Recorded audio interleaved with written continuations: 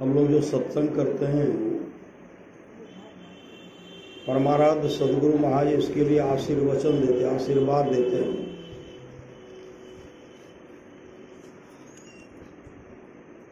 मैं आपको उपदेश की बात कहने नहीं आया हूं,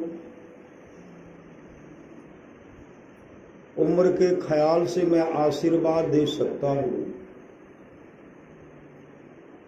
क्योंकि आप लोगों से मेरी उम्र अधिक है। कौन कहते हैं? गुरु महाराज कहते हैं। मैं अपने लिए जो भलाई सोचा हूं वही भलाई आप लोगों के लिए भी चाहता हूं। मैं वर्षों तक सोचा तो दृढ़ हो गया कि संतों के ज्ञान में जो मंगल है वही असली मंगल है।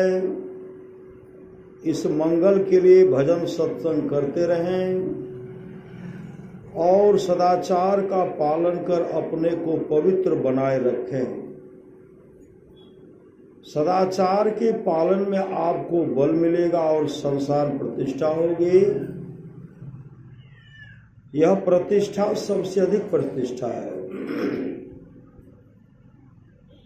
जो भजन साधन करते रहेंगे तो उनको खाना दाना और कपड़ा की कभी कमी नहीं रहेगी। सुख दुख का परवाह नहीं करते हुए भजन साधन करते रहना चाहिए। मैं ईश्वर से प्रार्थना करता हूं कि आप लोग सुखी रहें। श्री सद्गुरु महाराज की जय। परम पूज्य महर्षि में ही परमहंस जी महाराज का यह आशीर्वचन दिनांक 22 में 1967 ईस्वी को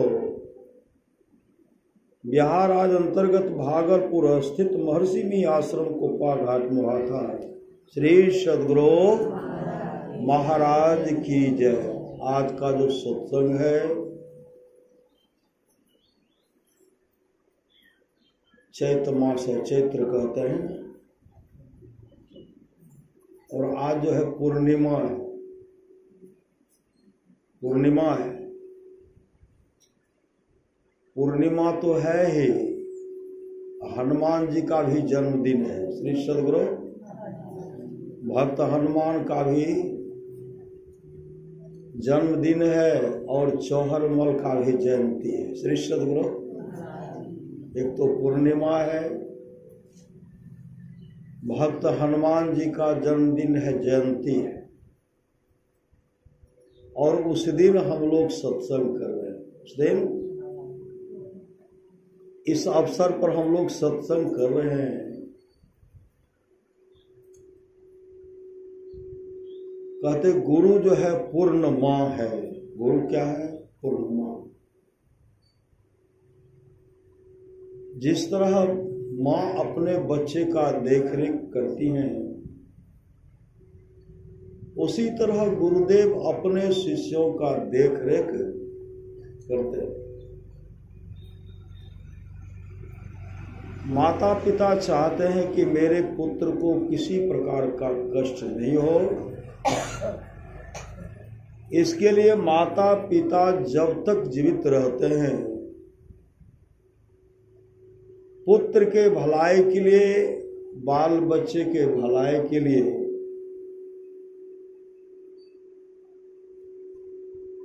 किस तरह इन लोगों का जीवन सुखमय होगा उसमें लगे रहते।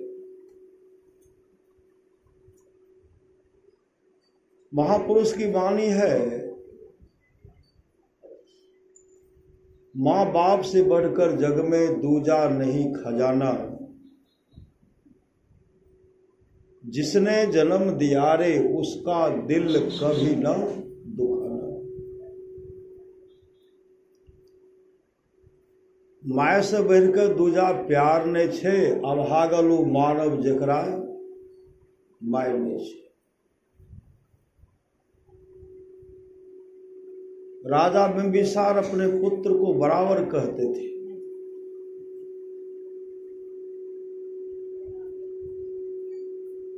राजा बिंबिसार अपने पुत्र अजातशत्रु को बराबर कहा करते थे, चलो तुम भगवान बुद्ध के पास, उनसे तुम नामदान ले लो, नामदान।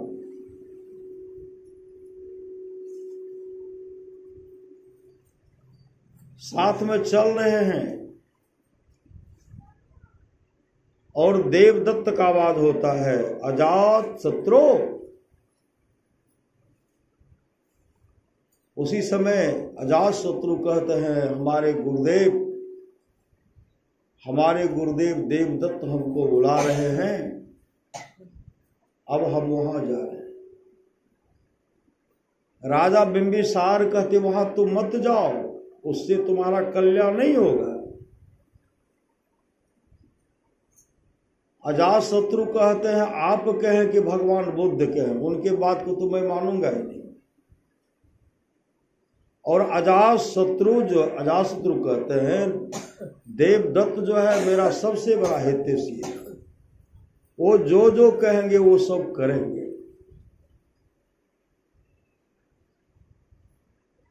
जैसे पुकारते हैं वो चले गए। देवदत्त भगवान बुद्ध से भी द्रोह करते थे, द्रोह, भगवान बुद्ध को सताने का काम करते थे।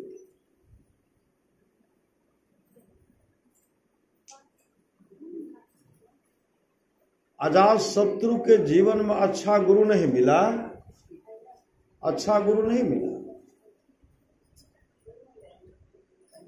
और वह अपने पिताजी का सम्मान नहीं कर पाए। पिताजी का जो सम्मान होना चाहिए वो सम्मान नहीं कर पाए। देवदत्त के कहने पर अजातशत्रु अपने पिताजी को बंदी बना लेते हैं, राजा बिंबिसार को बंदी बना लेते हैं और राजगीर की कारागार में बंद कर देते। हाथ में हथकड़ी, पांव में बेरी लगा दिए और मंत्री जी से कहते, मंत्री जी इस बुढ़े को खाना दाना देना बंद करो, जितना जल्दी इनकी मृत्यु हो जाए मेरे आत्मा को शांति मिलेगी। इस तरह क्यों बोल रहे थे? उनको दुराचारी और दुष्ट गुरु मिला था। गुरु क्या, गौरव मिला था, गाय बैल कहिए, श्री सदगुरु। गुरु के बारे में तो भगवान बुद्ध ने कहा, कर्णधार सदगुरु दृढ़ावा, दुर्लभ सा सुलभ करी।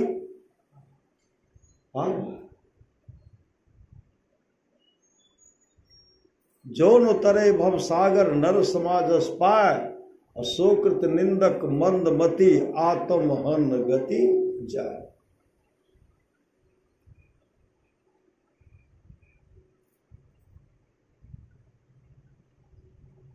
कुछ दिन में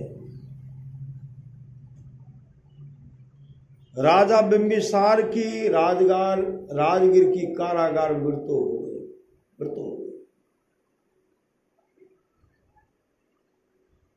मृत्यु होने पर मंत्री जी के मन में, सिपाही के मन में हुआ, राजा साहब की बड़े महाराज की मृत्यु हो गई है, छोटे महाराज को खबर पहुंचाना बहुत जरूरी है। उसी समय एक खबर आता है कि महाराज को पुत्र रत्न की प्राप्ति है। महाराज को पुत्र रत्न की मतलब अजातशत्रु को पुत्र रत्न की प्राप्ति है। और इनमें से कौन सा समाचार सुनाया जाए? एक तो शुभ है, एक अशुभ है। एक सुख का समाचार, एक दुख का समाचार है। सब विचार कहते पहले सुखे का समाचार सुना दीजिए, दुख का समाचार बाद में सुनाइएगा। तो वहां से आते हैं, कहते महाराज को बधाई हो, महाराज को पुत्र रत्न की प्राप्ति है, मतलब महाराज को पुत्र रत्न की प्राप्ति है, पुत्र हुआ है। अजात शत्रु इतने खुश हुए, इतने खुश हुए ना, काफी खुश हो गए और कहते राजमहल को सजाओ, अगल बगल को सजाओ और दान करो, दान बगल में दान करो, हर जगह रहे। श्री सदगुरु राजमहल को सजाओ, राजमहल को सजाओ।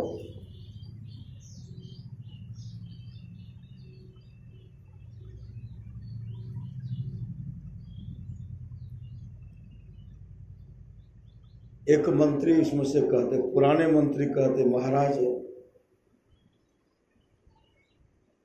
आप तो राजमहल को सजाने की बात करते हैं, आपके पिताजी ने राज्य को सजाने का काम किया था, राज्य को सजाने का, और बहुत दान किए, बहुत दान किए, बहुत दान। इतना दान किए कि बहुत आदमी उस दान को ले जा नहीं सके, इतना दान किए।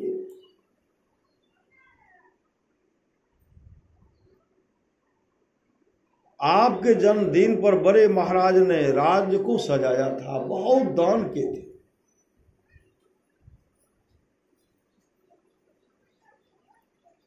तब इनके भी मन में हुआ, जब मेरे लिए पिताजी इतना किए, पुत्र रत्न की प्राप्ति होने पर हमको इतनी खुशी, मेरे पिताजी कितने खुश हुए होंगे मेरे जन्मदिन के अवसर पर।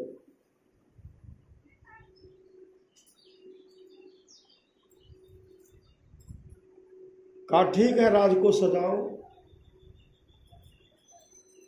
अच्छा, तुम लोग कह रहा था दूसरा समाचार है दुख का, वह भी सुना दो।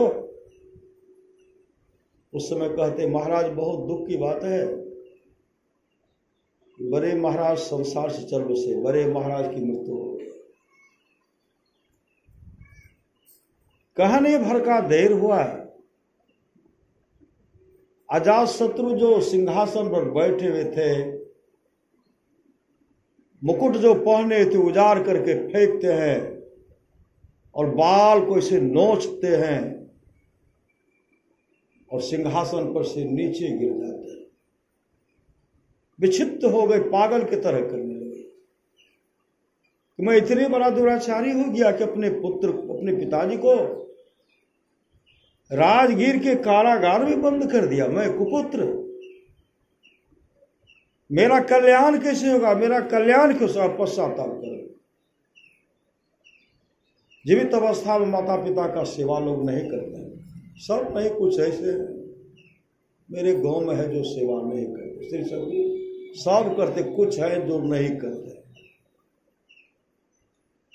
मां को सही समय पर भोजन नहीं देते।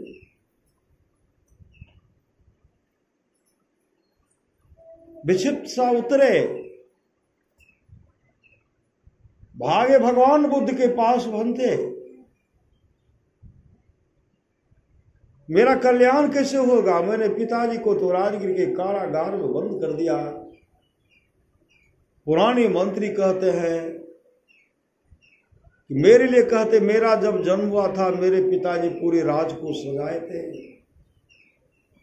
सत्संग किए थे, बहुत दान किए थे, उसके बदले में मैंने पिताजी को क्या दिया? राजगीर के कारागार में बंद कर दिया, खाना दाना पानी देना बंद कर दिया। मेरे पिताजी को राजगीर के कारागार में, उनमें जो मच्छर रहते थे, मेरे पिताजी के शरीर के खून को पी गया। महाराज मेरा उद्धार कैसे होगा? उसी से भगवान बुद्ध कहते हैं, अजातशत्रु राजन, आपके पिताजी जब सत्संग आते थे न, मैं उनको बराबर कहता था आप अकेले सत्संग आते हैं, अपने पुत्र को भी लाइए सत्संग। मैं जो कहा वह मेरे बात को माना ही नहीं। क्यों नहीं माना? उनके मन में होता था इकलौता पुत्र है, अगर वह सत्संग में जाएगा तो सन्यासी बन जाएगा। भगवान बुद्ध के सत्संग में जो जो गए, जो जो राजा महाराजा गए, सब सन्यासी बन गए। बहुतों ने मोक्ष को प्राप्त किया। मैंने तुम्हारे पिता को बहुत समझाया था, अपने पुत्र को भी लाई, लेकिन मेरा बात माना नहीं। जिसके चलते तुम्हारे पिताजी की दुर्गति हुई और तुम्हारे जीवन में भी सच्चा सद्गुरु नहीं मिला। अगर तुम्हारे जीवन में सच्चा सद्गुरु मिलता, वो उपदेश करते कि माता पिता का सेवा जो है सर्वोपरि सेवा है, गुरु की सेवा सर्वोपरि सेवा है। माता पिता का सेवा करने के लिए कहते, गुरु की सेवा करने के लिए कहते, ईश्वर भजन करने के लिए कहते, लेकिन तेरे जीवन में तो सद्गुरु मिला नहीं। देवदत्त जैसे धूर्त मिला, दुष्ट मिला।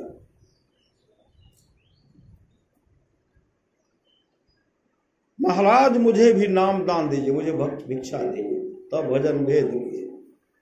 भजन भेद तो लिए, लेकिन इतिहास माफ करेंगे। जो माँ का सम्मान नहीं किए, पिता का सम्मान नहीं किए, कभी इतिहास उसको चाहेंगे?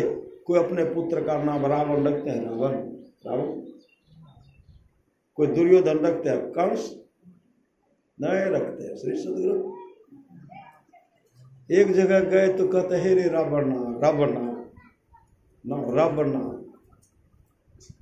बड़ हेते तेकर नाम रावण तो नहीं हेते।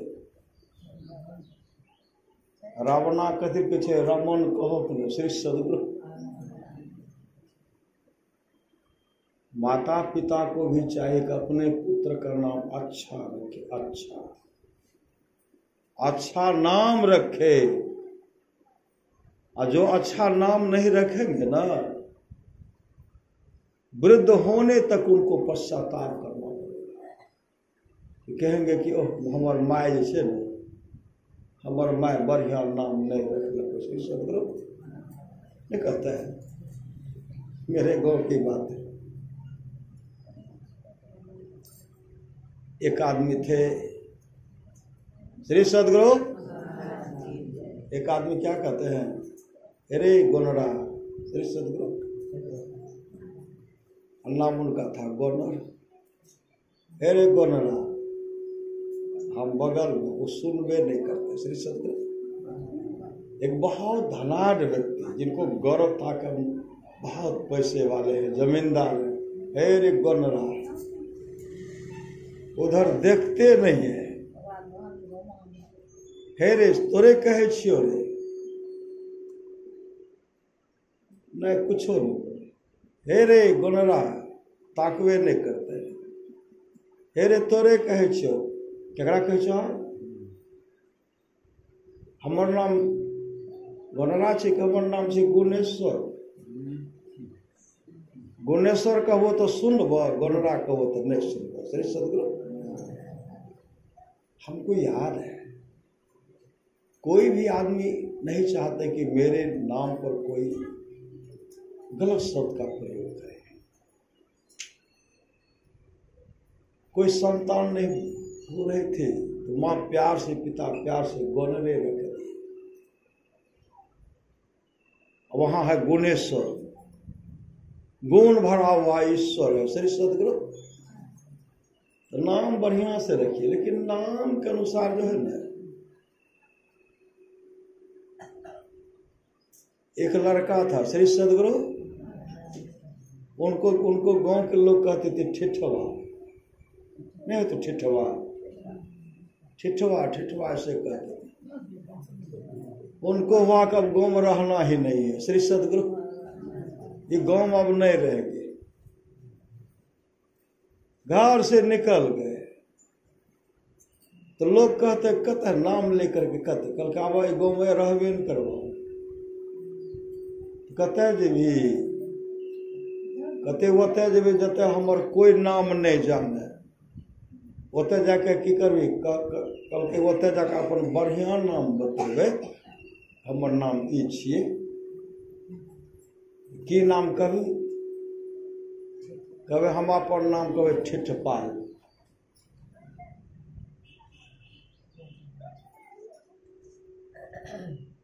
आ नहीं तो ओहो सब बढ़िया नाम रखबे।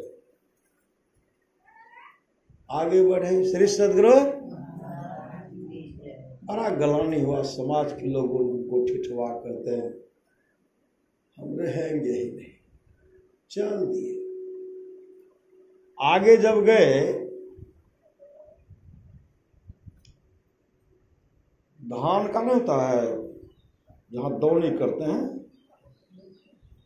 श्री सदगुरु, जहां दौनी उनी करते हैं और धान का जो है पुआल ढेर हो जाता, खखरी रहता ना पुआल सब, उसमें चूहा अपना घर बना लेते हैं और बहुत है तो बहुत धान को भीतर लेके चले जाते हैं।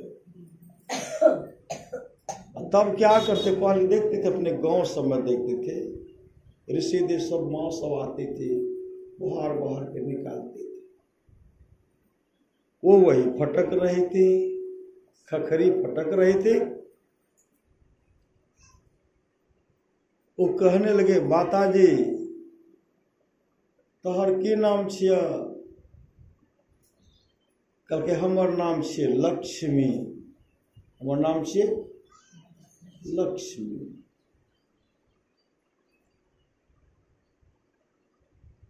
आगे बढ़ गए। आगे बढ़ते हैं तो क्या देखते हैं, एक आदमी है गुदरी को सी रहा था, गुदरी सुनते हैं, फटा चित्रा है, दे रहे सी रहे। कहते भाई जी, भाई साहब अहाँ के की नाम छी? कल के हमर नाम छी धनपाल। धनपाल। फिर उससे आगे बढ़े तो लोग बोलते हुए जा रहे थे, राम नाम सत्य है, सबका यही गत है। कहते की भेले? कल के मृत्यु भैले। कल के अगर नाम के रही, कल के अगर नाम रही अमर। अमर।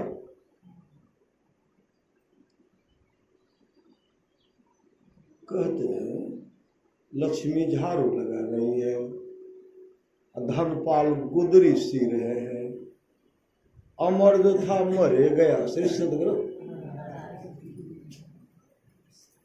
तब क्या कहते, अमर मरंती, धनपाल गुदरी सियंती, लक्ष्मी झाड़ू लगनती, ठिठपाल काहे न लौटनती। श्री सदगुरु लौट गए और उस नाम में रहते हुए इतना अच्छा ढंग से वो रह गए और नाम का कमाई के अपने जीवन के बागडोर को संत सदगुरु के हवाले किए। नाम था ठिठवा, हो गया ठिठपाल,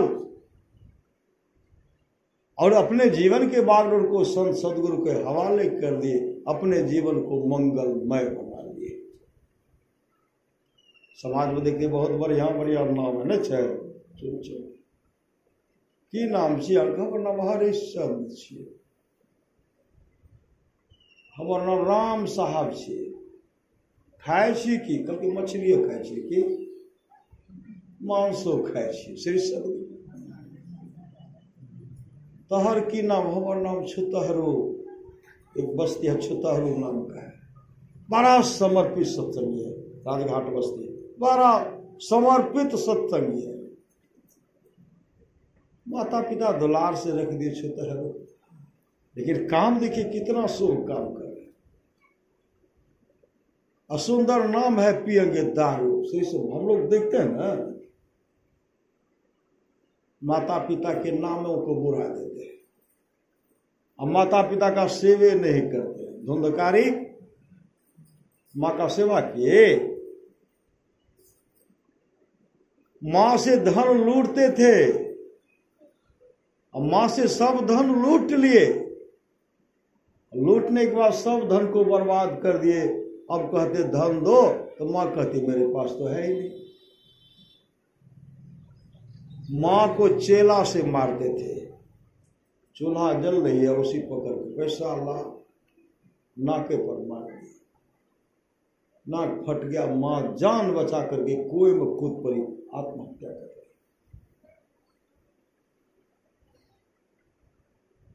इनका ऐसा फजीयत हुआ धुंधकारी का, राजा के यहाँ डाका डाल करके सब धन ले आए, सोना चांदी हीरा जवाहरात रुपया तक बटोर करके लाए, घर में जमा कर दे। कई बेसिया थी, कहने लगे खूब आराम से खाओ, सठेगा तब न दूसरे घर देंगे। बेसिया सब विचार करती है, राजा साहब के घर में डाका डालते, और कभी न कभी यहाँ पकड़ाएगा तो आएगा, इसको यहाँ आएंगे जांच करेंगे तो हम ही लोग पकड़ाए जाएंगे, सोना चांदी पकड़ा जाएगा, हम लोग को जेल जाना पड़े, इसको तो मारवे करेंगे, इसके साथ हम लोग को ही मारे। तो हम लोग को धने न चाहिए, धन तो आ गया, एक काम करो न इसको, और आते में इसका काम तमाम कर दो। श्री सदगुरु सब विचार के 7-8 वेश्या थी। श्रीमद् भागवत महापुराण की कथा है, कोई हाथ पकड़े, कोई पांव पकड़े, कोई सीने पर बैठे हुए, 8 आदमी पकड़ ले तो चश्मा चलेगा, और लोरी से कूट रहे, पर लोरी ने चिल्ला पर लोरी, श्री सदगुरु लोरी से थकोच रहे, वैसे मारे फिर भी मृत्यु नहीं हो रही है, मुंह को थकोच दिए, हड्डी को थकोच दिए, अब चीखना भी बंद कर दिए, लेकिन श्वास नहीं निकल रही है। किरासन तेल दे दिए, और तेल दे करके आग लगा दिए, फिर भी मृत्यु नहीं, जल गया, त्वचा जल गया, चेहरा विदीर्ण हो गया, लेकिन सांस की गति चल रही है। उसी समय सब मिल करके क्या कि गड्ढा खोदे, और गड्ढा खोद करके उसको उसमें दे डाले, और तब ऊपर से जिंदे को गड्ढे में गाड़ दिए, और गड्ढे में गाड़ दिए, तब उनकी मृत्यु हुई और बन गए प्रेत। श्री सदगुरु प्रेत क्या मानते आकर के, प्रेत क्या मानते हैं, कहीं भोज भंडारा क्या मानते हैं, रसगुल्ला मांगो, दिया दही खिलाओ, कि पूरी बुनिया खिलाओ। प्रेत कहते जल्दी से हमको पानी पिला, पानी पिलाइए। बगल में पोखर, बगल में कुआं, नदी बह रहे, वहां पानी नहीं मिला, पी नहीं सकते हैं, मुंह जो है सुई से भी नुकीला छिद्र है, सुई से भी, और पेट बहुत बड़ा है, एक बूंद पानी पीने में 1 वर्ष लगता है। श्री सदगुरु और दूसरे पर सवार होकर के छटपटा करके 1 लोटा पानी पी लेते हैं, पट भागते। श्री सदगुरु तो प्रेत को भी लोग पानी पिलाते, भूत को भी पानी पिलाते हैं। श्री सदगुरु क्यों पिलाते हैं, कहते हैं कि आप भाग जब आप नहीं रहो, हमरा पानी पिलवा। श्री सदगुरु उनको भी पिलाते।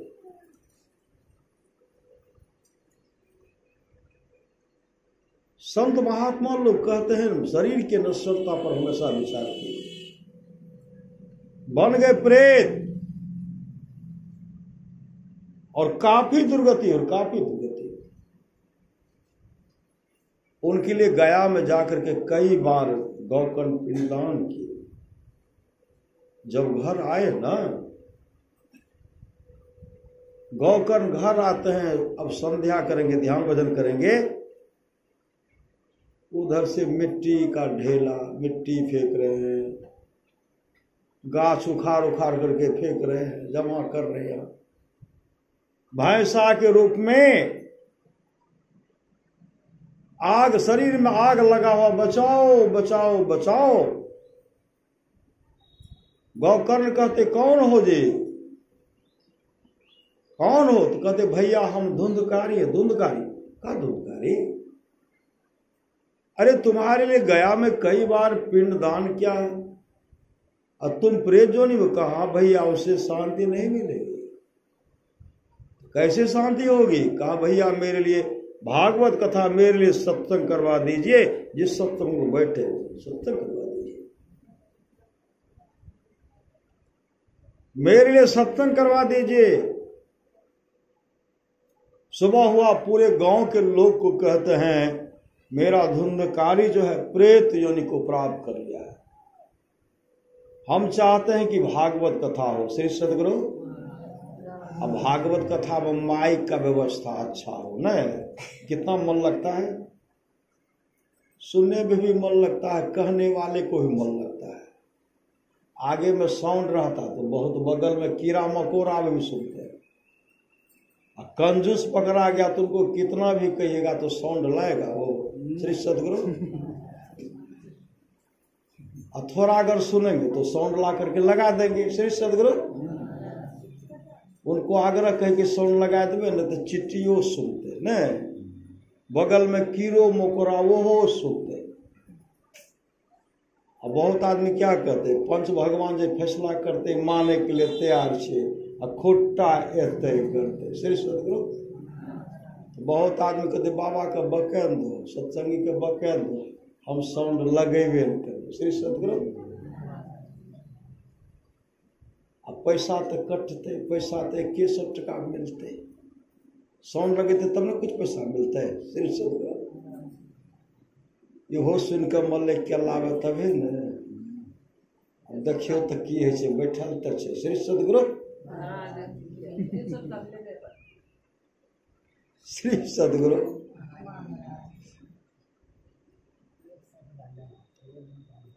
अब जो है भैया मेरे लिए सत्संग करवा दीजिए। सत्संग करवाए, पूरे गांव के लोग आए, पूरे गांव के लोग सत्संग आए, पूरे गांव के लोग आए, बहुत श्रद्धा से सुने 7 दिन तक। पहला दिन जैसे प्रवचन शुरू हुआ ना, एक बांस का खुट्टा था, 7 पोर का बांस का खुट्टा, जो सारा था उसमें छिद्र था। प्रेत होता है बड़ा चालाक, प्रेत बड़ा चालाक होता। आए इधर उधर देखे, छिद्रे में घुस गए, और छिद्र में घुस करके शांत होकर के एक दिन सत्संग का श्रवण किए, एक बांस का पोर फट गया। दूसरा दिन सुने, दूसरा पोर फटा। तीसरा दिन सुने, तीसरा पोर फटा।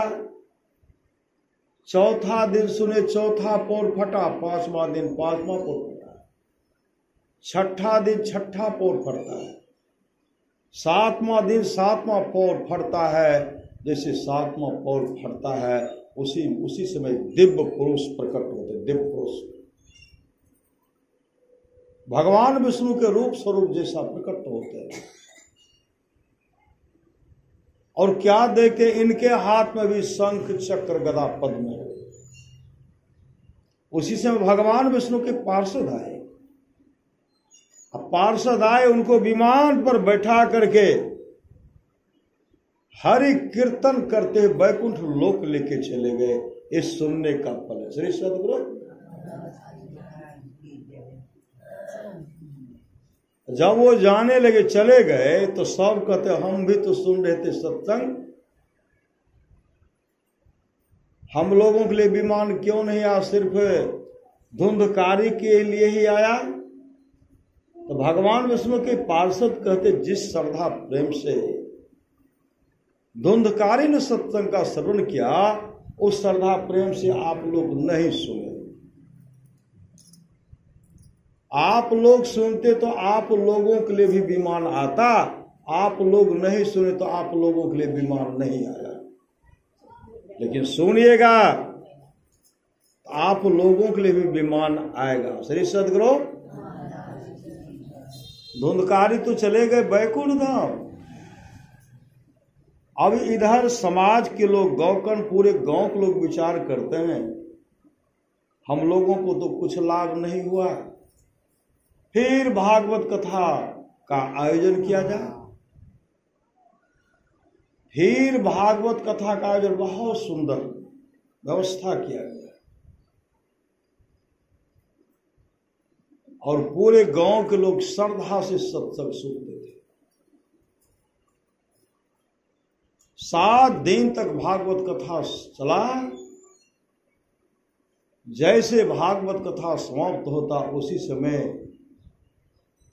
वैकुंठ लोक से विमान आता, वैकुंठ लोक से विमान आता है। उस विमान पर पूरे जितने भी मानव थे, मनुष्य बैठे, मनुष्य नहीं बैठे, चौपाया भी नहीं बचे। गाय, भैंस, बैल, बकरी, मतलब चौपाया, हाथी, घोड़ा, गधा, कुत्ता तक नहीं बचे। तमाम विमान पर बैठ गए। एक चींटी भी नहीं बचे, चींटी, कीड़े मकोड़े भी नहीं बचे, सर्प, चूहा, मूसा कुछ नहीं बचे। तमाम का कल्याण हो गया। दिव्य रूप धारण करके विमान पर बैठते हैं, सब वैकुंठ लोक को चले जाते हैं, एक भी नहीं बचे।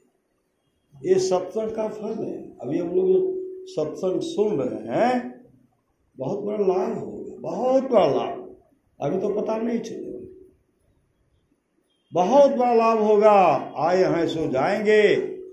राजा रंग फकीर, एक सिंहासन चढ़ी चले, बंधे जात जंजीर। एक बंधे हुए जंजीर बनते हुए जाए। कौन? जो अपने जीवन के बागडोर को संत सदगुरु के हवाले नहीं करेंगे, सत्संग नित्य ध्यान नित्य नहीं करेंगे, वो जंजीर में बंधते हुए चले जाएंगे। महापुरुष की वाणी है, जहां सुमति तहां संपत्ति नाना। जहां सुमति अच्छी मति है वहां संपत्ति की कमी नहीं है, और जहां कुमति तहां विपत्ति निधाना। जहां कुमति अच्छी मति नहीं है वहां दुख ही दुख है। लेकिन सुमति चाहिए, सुनेंगे तब न सुमति। करे अंदो बुढ़िया का बके अंदो, हम तो मानवे नहीं करो श्री सदगुरु। और इनका क्या नहीं मानोगे?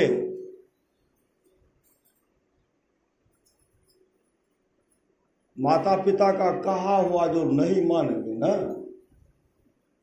और जमदूत मुगदर मार मार करके मरा लेंगे। श्री सदगुरु मुगदर मार मार करके मना लेंगे। गीतानंद स्वामी कहते, ओ गंगाराम तेरा सुगना पिंजरा पुराना हो गया, तुम बैठा है खामोश तेरा साथी रवाना हो गया। मौत रूपी बिल्ली बैठी है तेरी ताक में, मूढ़ तू पछताएगा मिल जाएगा जब तू राख में। ओ मुसाफिर कर तैयारी गाड़ी आने वाली है, और तत्काल ही छूट जाएगी सीटी बजाने वाली है। मौत रूपी डाक गाड़ी जिसम आएगी, कहे गीतानंद यहाँ की सारी संपत्ति यहीं रह जाएगी। रे मन मुसाफिर निकलना पड़े, कहेगा हम नहीं निकल रहे। श्री सदगुरु हम निकलवे नहीं करवे। बहुत आगे देखिएगा ना, भाड़ा पर रह रहे हैं बहुत जगह, नहीं किराया देते हैं न, किराया के घर से निकलते हैं। श्री सदगुरु कहते मेरा घर है, कागज बहुत आदमी कागज हो बना लिया। श्री सदगुरु जो बना करके दिए उनके साथ तो विश्वासघात नहीं किए। रे मन मुसाफिर निकलना पड़ेगा, काया कोटि को खाली करना पड़ेगा। सब कोई मरते हम नहीं मरबे नहीं कहते बहुत आदमी, हम तो टसे मस नहीं हुए। श्री सदगुरु रे मन मुसाफिर निकलना पड़ेगा, काया कुटी को खाली करना पड़ेगा। भाड़े के क्वार्टर को क्या तू संभाले, जिस दिन तुझे घर का मालिक निकाले, इसका किराया भी भरना पड़ेगा, काया कुटी को खाली करना पड़ेगा। मेरी मत मानो जमराज का मानेगा, तेरा कर्म द्वारा तुझे मार भगाएगा। पापों की अग्नि में जलना पड़ेगा, काया कोटि को खाली करना पड़ेगा। जमराज के जब तुम अदालत चढ़ोगे, पूछेगा मालिक तो क्या तुम कहोगे? घोर नरक में दुख सहना पड़ेगा, घोर नरक में। अभी मानव का शरीर मिला, सुंदर शरीर मिला है, वो हम ही खेवे, दलपूरी हम ही खेवे। श्री सदगुरु सुंदर सुंदर पकवान मिष्ठान भोजन हम ही खेवे, अंडो हम ही खेवे, शराब हम ही पीवे, तो नरक में दुर्गंजन के सते हमें कि तो सब। श्री सदगुरु खाने वाले जो सुधार नहीं करेंगे उनको तो इतना कुटाई करेंगे ना। जमराज के जब तुम अदालत चढ़ोगे, पूछेगा मालिक तो क्या तुम कहोगे? घोर नरक में दुख सहना पड़ेगा। पापी को नरक में पी भी नसीब नहीं होता, पी भी जब पियेंगे ना कुटाई करेंगे। श्री सदगुरु घोर नरक में दुख सहना पड़ेगा, काया कोटि को खाली करना पड़ेगा।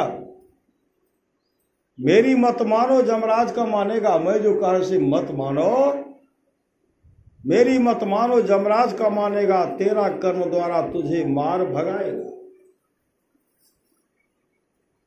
कहे गीतानंद फिरेगा तो रोता, 184 बीच खाएगा गोता। फिर जन्म और मरना पड़ेगा, काया कोटि को खाली करना पड़ेगा। एक जगह की सच्ची घटना, बराबर लोगों को परेशान करते रहते, जादू टोना कुछ जानते थे। श्री सदगुरु जैसे उनका शरीर छूटा, जला करके जलाए, इमली के गाछ पर बैठ कर जो लोग जान उन्हीं पर सवार हो गया। के छो? हम वह छे के अपना बेटा का नाम लिया। श्री सदगुरु कल का भी तो तोरा जला के लिए है। श्री सदगुरु कल के जले लो न, हमें तहिया रूप धारण करके छिए। श्री सदगुरु ऐसा काम मत कीजिए, लोग थूकेंगे नहीं थूकेंगे। बहुत आदमी को देखिएगा, गए तो गए, गए तो गए, फिर किसी को। अब बहुत आदमी के हम फलना छे, एक जो गए, सही बात तो झूठा तो है। श्री सदगुरु उनका रूप धारण करने का मन होता, भाई साहब हो जाते हैं तो रूप धारण कर लेते ना। प्रेत होता बड़ा चलाक, श्री सदगुरु बहुत चलाक हो, लेकिन प्रेत की दुर्गति बहुत होती है। श्री सदगुरु घर में कहत सवेरे काढ़ो भूत हुए घर, कहीं कोई रखेंगे घर, रखते हैं ऐठ कर हम जेबो से, हम जेबो न जाना पड़ेगा, घसीट करके निकाल देंगे। श्री सदगुरु घसीट करके घर से निकाला जाए। लोग कहेंगे हाँ बच्चा सब बच्चा भूखल से, लोग बचपन में सुनते दो सब ढाठल से निकाला जाए। श्री सदगुरु ये संसार की हालत है, और उसमें हम लोग व्यवस्था पर व्यवस्था लग कर रहे। और महाराज सुभाष की वाणी है, जहां रहना नहीं वहां हम लोग सारी व्यवस्था करते हैं, और जहां जाना निश्चित है उस घर का पते नहीं, उस घर का पते नहीं है, उस घर का पता संत सदगुरु महाराज बताते हैं। और महाराज सदगुरु महाराज कहता है न महल पट बंद के चलू सुखमन घाटी हो, दृष्टि डोर अस्थिर रहे तम बिचही में फाटी हो, खोले आसमान की टूटे भ्रम टाटी हो, ज्योति मंडल धस धाय के निरखत बैराटी हो, धुरधुन गही लही परम पद बंधन लेहू काटी हो, संतन के रिह राज रही भिक भ्रम से पाटी हो, मैं ही देवी साहब दया दिन ही भ्रम काटी। एक आदमी हमको फोन किया, श्री सदगुरु दरभंगा जिला के मतलब मधुबनी के आसपास, यूट्यूब पर मेरा प्रवचन सुनते थे, मोबाइल नंबर था, पट हमको करते, बाबा अभी हम सुन रहे थे, अब भूत पर जो चर्चा किए तो भूत होता है, हम कहे कि हाँ होता है, वो मान लिए। तो क्या कहते मेरे पिताजी भी साधु हैं, कबीर मत में हैं, उससे बात कीजिए। तो हम को पूछते स्वामी जी हम भी प्रवचन सुन रहे थे लेकिन भूत तो होता नहीं है, ये सब भ्रम है श्री सदगुरु, भूत नहीं होता है, ये सब भ्रम है। हम उनको कहे संत कबीर साहब की वाणी है, दीवाने मन भजन बिना दुख पइयो।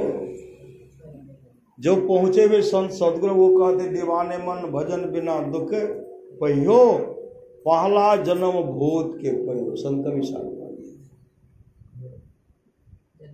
पहला जन्म भूत के पइयो, 7 जन्म पछतइयो, कांटे परले पानी न पइयो, प्यासन ही मर जइयो। तो कबीर साहब की वाणी है, तो हम लोग कबीर साहब की वाणी पर विश्वास करते हैं। भगवान श्री कृष्ण कहते हैं देवता को पूजने वाले उन देवताओं के पास,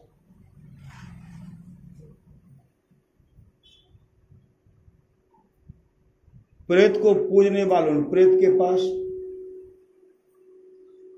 भूतों को पूजने वाले उन भूतों के पास, मेरे पूजने वाले मेरे पास आते हैं। भूत योनि है कि नहीं? तो भगवान कृष्ण तो कहते हैं भूतों के पास। श्री सदगुरु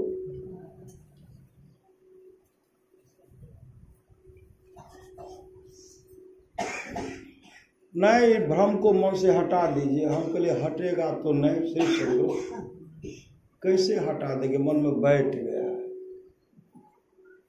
तो हम उनको कहे कि राम भगवान श्री राम हुए थे कि नहीं? कहा ना सब काल्पनिक है। श्री सदगुरु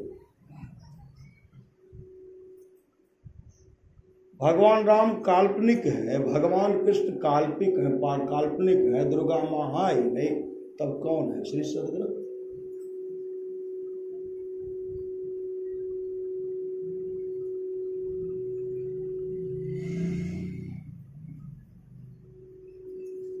कल आपके पिताजी थे ना? पिताजी थे, परदादा होंगे, और उससे पहले कौन देखा? श्री सदगुरु उस पर हम लोग विश्वास नहीं करते। जो अपने पूर्वज को मानने के लिए तैयार नहीं है तो किनको मानेंगे? श्री सदगुरु वैसे नफा करे लो मूरो गमे लो, मूल भी चला जाए, ऐसे लोगों का हम लोगों को प्रभु विश्वासी होना, प्रभु विश्वासी होना चाहिए। प्रभु विश्वासी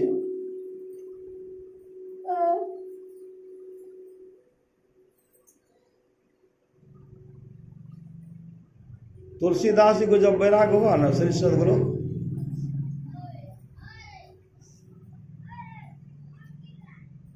भारत की बेटी ने,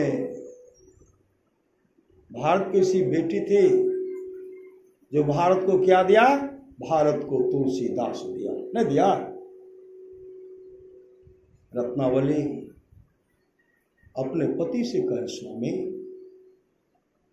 अरे पिताजी का तबीयत खराब था इसलिए मैं आ गई, मैं तो कल चली जाती, लेकिन 12 बजे रात्रि में आप क्यों आए?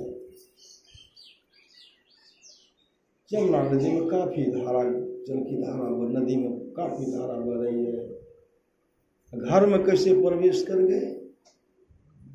कहा तुम सब कुछ जानती हो, और पहले उस किनारे में तुम लगता है कि लकड़ी का व्यवस्था कर दे, केला का थम्बा था उसको होकर के आए।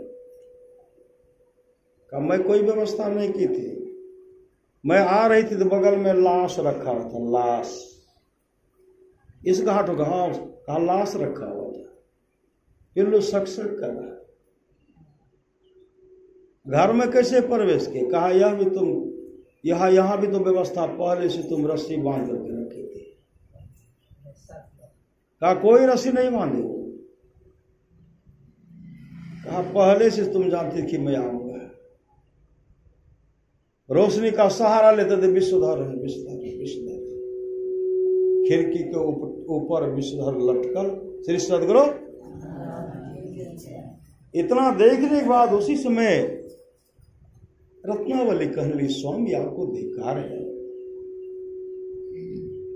जिस हार मांस के शरीर पर, हार चाम मांस के शरीर पर शरीर से इतना नेह करते हैं, प्रेम करते हैं। इतना प्रेम अगर आप राम से करते तो आपका निहाल हो जाते, आपका जीवन मंगलमय हो जाता, आपका परम कल्याण हो जाता। धिक्कार, सिर्फ धिक्कार शब्द के। उसी समय तुलसीदास जी क्या देख रहे हैं, जो रत्नावली महासुंदर थी, महासुंदर, उस महासुंदरी में सुंदर शरीर तो दिखलाई पड़ रहा है, लेकिन उस सुंदर शरीर में नरकंकाल भी दिखलाए, नरकंकाल भी। त्वचा हट गया, मांस हट गया, नरकंकाल झलक रहा है, फिर सुंदर शरीर दिखलाई पड़ता है, फिर नरकंकाल दिखलाई पड़ता है, फिर सुंदर शरीर का दर्शन होता है, फिर नरकंकाल का दर्शन होता है। उसी समय भागे, जैसे वो वापस लौटते हैं तो कहते, स्वामी, तो स्वामी तुलसीदास जी कहते हैं, रत्नावली अब नहीं, अब मैं जा रहा हूं प्रभु की शरण में। और तुलसीदास जब निकले तो वापस नहीं आए। उसी समय रत्नावली कहने लगी, ऐ जीवा, जिस समय तुम मेरे पति को कटु शब्द कह रहे थे, उस समय तो कट करके गल करके क्यों नहीं गिर गए? अपने जीवा को धिक्कार नहीं है, सिर्फ धिक्कार है आपको। और तुलसीदास जब भागे, हे राम, श्री सदगुरु, हे राम हे राम हे राम का उच्चारण कर रहे, हे राम हे राम हे राम हे राम। निकले तो जोरों की आंधी चल रही है, काफी वर्षा हो रही है, जंगल में जा रहे हैं, फिसल करके गिर जाते हैं, गिरते हैं तो हे राम, और विषधर सर्प सा उन पर चढ़ करके इस पार से उस पार चले जाते हैं। हे राम जो कहते हैं, हे राम का उच्चारण कई दिन तक उस पर परे रह करके जपते रह गए। और उसी समय इतना मंत्र में सिद्धि हो गई थी, जाप में हे राम जो कहते थे। वहां उस वृक्ष के नीचे एक प्रेत, कई वर्षों से प्रेत वहां पड़ा हुआ था, भूखे प्यासे प्रेत छटपटा रहे हैं। जैसे हे राम का मंत्र उच्चारण सुने ना, वो कहते हैं, आप तो मेरा कल्याण कर दिए, हे राम का उच्चारण करके आप मेरा कल्याण कर दिए। कहा अब कौन है? कहा हम है प्रेत, हम प्रेत हैं, हम व्याकुल हैं, मुझे गंगा जल पिला दीजिए। श्री सदगुरु, मुझे गंगा जल पिला दीजिए। तब तुलसीदास जी गंगा जल ला करके वहां पिलाते हैं, उनको पिलाते हैं। तब कहते तुलसीदास मांगिए, क्या मांगते हैं? तुलसीदास कहते हैं, अगर आप हमको कुछ देना चाहते हैं तो मुझे प्रभु का दर्शन करें, प्रभु का दर्शन, भगवान श्री राम का दर्शन करा दीजिए। प्रेत कहते दूसरा चीज मांगते तो सब कुछ दे देते, यह हमसे होने वाला नहीं है। हम प्रभु श्री राम का दर्शन आपको नहीं करा सकते हैं, लेकिन हम आपको युक्ति बता दे सकते हैं। अब जाइए,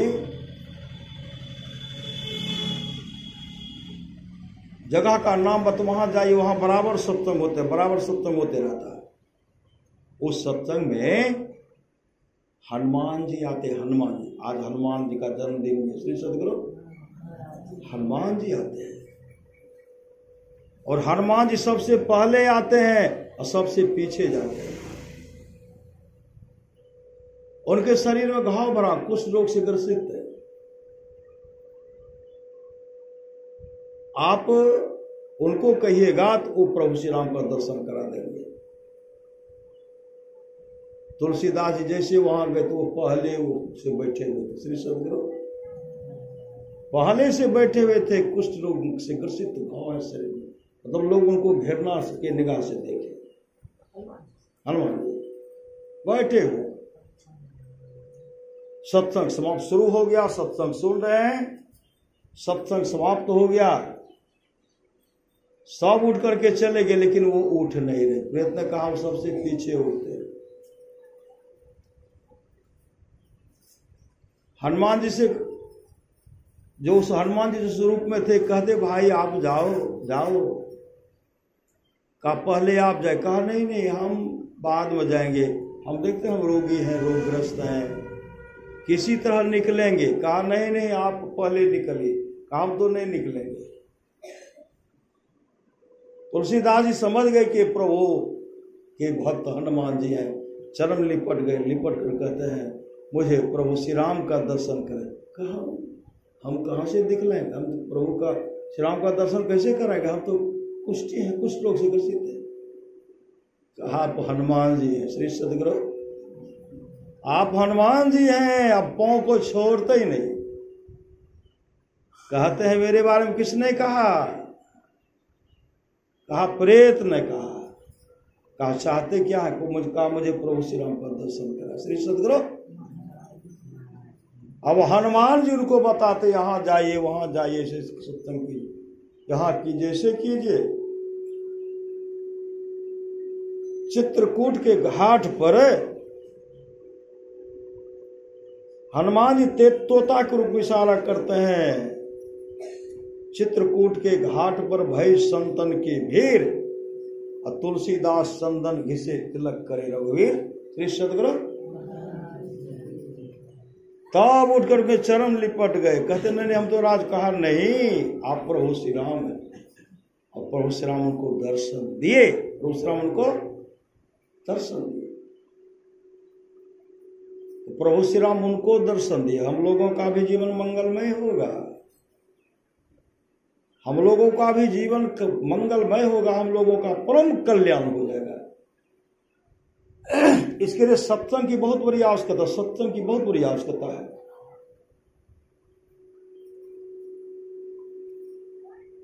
आप लोग जानते हो कि सच्ची घटना है। एक लड़का था, उसका उम्र हो गया 15 वर्ष। 15 वर्ष हो गया। वो भगवत भजन कर रहे, सत्संग भजन कर रहे, खूब ध्यान भजन कर रहे हैं। गीता जी का पाठ, गीता जो है उसका पाठ करते हैं। एक दिन की बात है, वो अपने मां से कही मां मेरे पिताजी मेरे बाबूजी कहाँ हैं? उनकी मां कही बेटा तुम्हारे जन्म से पहले ही तुम्हारे पिताजी हमसे रुष्ट होकर के घर से निकल आए। 15 वर्ष हो गया। वह लड़का कहते मां पिताजी का रंग रूप आप बताइए, नाम बताइए, हम उनको ढूंढ करके अवश्य लाएंगे। मां से पूरा पता लगा करके वो चल दिए। श्री सदगुरु एक जंगल में जब जाते हैं तो जंगल में वह क्या के उल्लास मन करके संध्या उपासना ध्यान करने के लिए बैठ गए।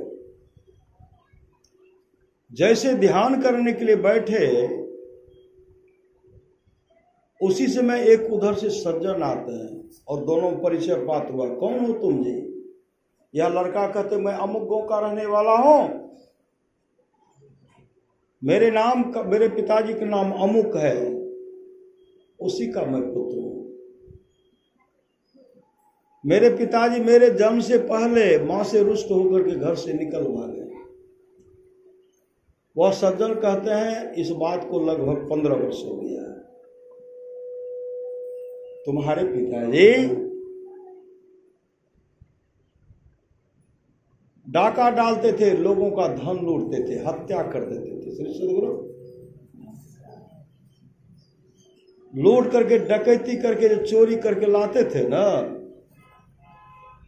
आपस में सबको बांट रहे थे। वह बहुत धन था। आपस में मिलकर जो बांट रहा था ना, तुम्हारे पिताजी को ढेर सारा धन आया और के मन में हो गया अगर इनका हम लोग हत्या कर देंगे तो इनका धन भी हमें लोगों को हो जाएगा। श्री सदगुरु ये तमाम विचार कर लिए, विचार करके तुम्हारे पिताजी का हत्या कर दिए, तुम्हारे पिताजी का हत्या कर दिए, सब धन लेकर के चले गए। और तुम्हारे पिताजी उधर से हिंसक प्राणी आया, तुम्हारे पिताजी के मांस को खा गया। श्री सदगुरु का मेरे नजर की सामने की बात है, हम लोग किसी तरह छिप गए थे, भाग गए थे यहां से। तुम्हारे पिताजी कि मांस को बाघ खा गया। अब तो रोने लगे। श्री सदगुरु कहते रो मत, यही जगह है जिस जगह पर तुम ध्यान करते हो। रोते बिलखते आंसू पोंछते ध्यान बैठते हैं।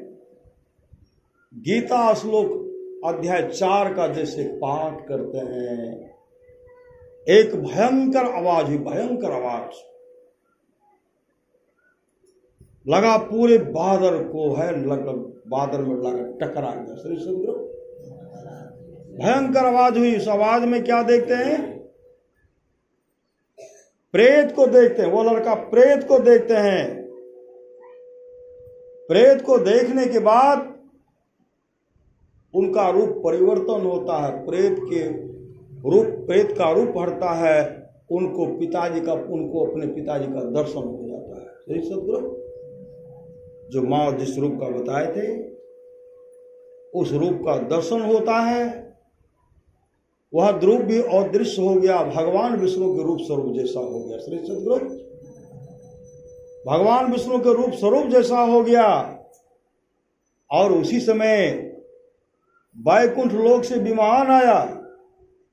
भगवान विष्णु के पार्षद आए, उन विमान पर उनको बैठाते हैं और हरि कीर्तन हुए करते हुए जब जाने लगे, ये देख रहे हैं कि भगवान विष्णु के रूप स्वरूप जैसा हो गए। पुनः भगवान विष्णु के पार्षद से कहते हैं जरा हमको इनसे बात करने के लिए दीजिए। तब कहते हैं, विमान को नीचे उतारते हुए कहते, वत्स तुम कौन हो, कहां का रहने वाले हो, तुम्हारे पिताजी का क्या नाम है, तुम कहां जा रहे हो?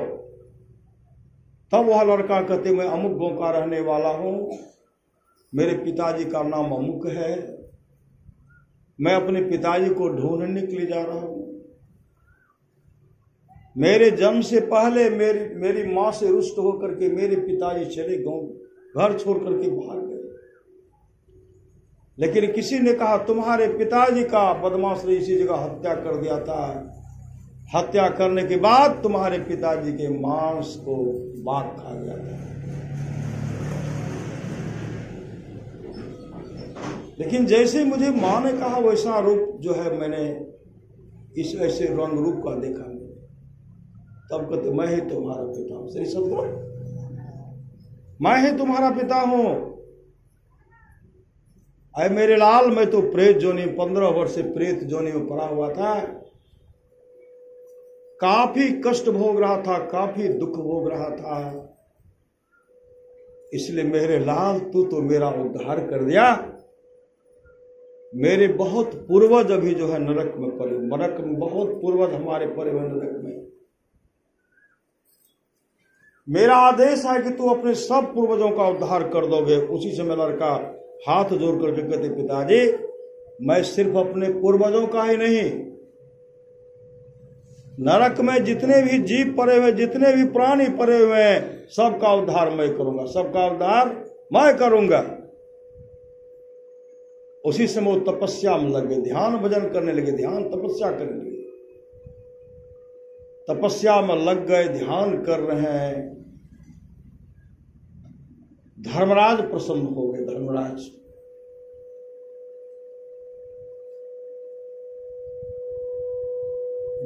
प्रसन्न हो गए। भगवान विष्णु का आवाहन किए, भगवान विष्णु वहां प्रकट हो गए। भगवान विष्णु कहते वत्स क्या चाहते हो? कहते प्रभु नरक में जितने भी जीव हैं सबका उद्धार होना चाहिए, सबको नरक से निकाल दीजिए। तो भगवान विष्णु कहते हैं जमलोक का राजा तो जमराज है, धर्मराज है, लेकिन सब मेरे ही अधीन है। मैं जमराज से कहता हूं कि सबको नरक से निकाल दे, तब भगवान विष्णु अपने पार्षद को भेजे, पार्षद को यह कह करके भेजे, कहिएगा कि भगवान विष्णु का आदेश है कि नरक में एक भी प्राणी नहीं रहे, एक भी प्राणी, सबको नरक से निकाल करके स्वर्ग लोक को भेज दिया जाए। भगवान विष्णु के पार्षद आए, जमराज से कहते हैं भगवान विष्णु का आदेश है कि नरक में एक भी प्राणी नहीं, सबको नरक से निकाल दीजिए। उसी समय सबको नरक से निकाल दिए। श्री सद्गुरु कहाँ चले गए? सब स्वर्गलोक को चले गए। तो हम लोग जो सत्संग करते हैं, हम लोगों का जीवन मंगलमय होगा, हम लोगों को चिंता नहीं करना है। परमाराज महाराज की वाणी है, सबको एक साथ कैसे मरोगे, कोई आगे मरोगे कोई पीछे मरोगे, मेरे संग रहने वाले को अधोगति नहीं होती। मैं मोक्ष नहीं चाहता, मैं बार बार आऊंगा, तब तक आऊंगा जब तक अपने सारे शिष्यों को मोक्ष नहीं दिला दूं। अंदेशा किस बात की? आज हनुमान जी का जन्मदिन है। हर पूर्णिमा को विचार के हम लोग सबसे कराएंगे। श्री सद्गुरु और महाराज महाराज की वाणी है, जो लोग बहुत दिनों से सत्संग करते आ रहे हैं, अभी कर रहे हैं, आगे भी करेंगे, वे सभी महासुख के भागी होंगे। गृहपति का जो चाहना है, जो कामना है, उनके चाहना कामना को गुरुदेव ही पूरा करेंगे। ये तमाम भक्तों का भी चाहना है कि दखलक नरक में जाए कि स्वर्ग में जाए, दुख भोगव कि सुख भोगव। श्री सद्गुरु कहते करिए नित सत्संग को बाधा सकल मिटाए, को बाधा नहीं रहेगा। आए हैं सो जाएंगे, राजा रंग फकीर, एक सिंहासन चढ़ी चले बंधे जात जंजीर। जितने भी भगवान के भक्त हैं सत्संग करते रहेंगे, सबको अच्छी से अच्छी गति होगी, अच्छे से अच्छे लोगों को प्राप्त करेंगे। इसके लिए सत्संग नित्य और ध्यान नित्य संलग्नता के साथ कीजिए, इहलोक परलोक मंगलमय होगा।